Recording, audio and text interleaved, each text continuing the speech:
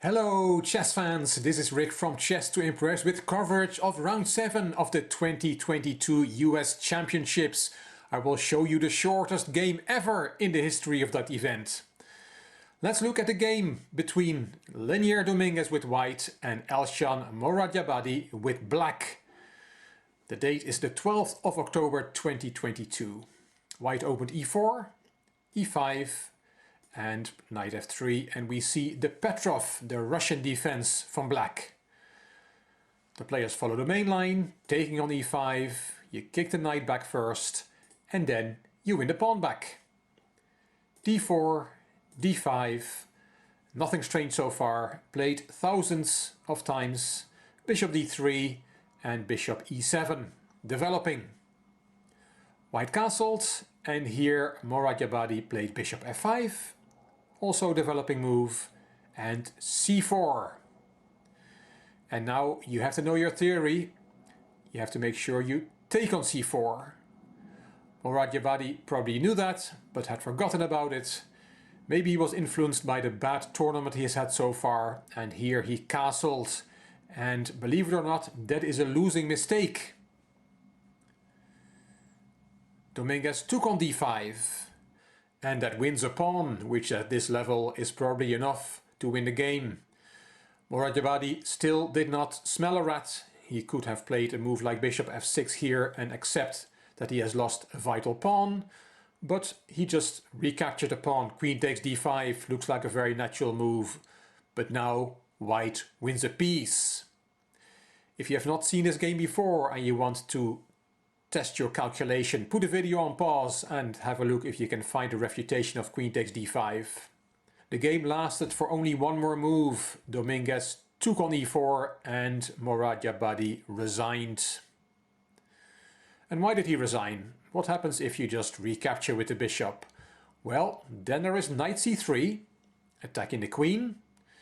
And if you move the queen, for example to f5, then there is knight takes e4, queen takes e4 and rook e1 with a skewer. Attacking the queen and attacking the bishop on e7. And unfortunately you don't have a move where the queen can keep protecting the bishop. If the queen goes to h4, that square is covered by white's knight.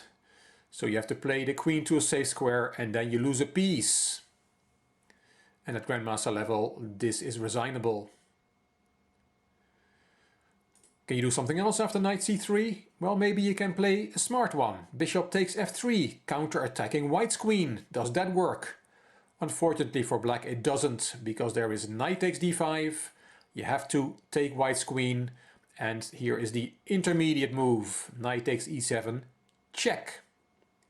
You cannot save your bishop on d1, you have to play the king and then rook takes d1.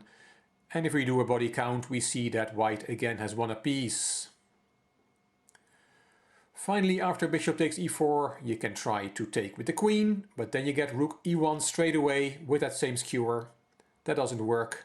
In fact, nothing works after bishop takes e4, white wins a piece in all variations. An easy day at the office for Dominguez and a day to forget for Moradjabadi. And for the rest of us, it's comforting that also strong grandmasters can make terrible blunders. A very short game, only 10 moves, but as Grandmaster Sararan said in the live broadcast, it is not the shortest game in US Championship history. In 1984, Kamran Shirazi had the white pieces against Jack Peters on the black side. Let's see what happened in that game from the US Championships. White also opened with e4, but here black played the Sicilian. And we see this wing gambit. Black took, a3, and now the main move is d5.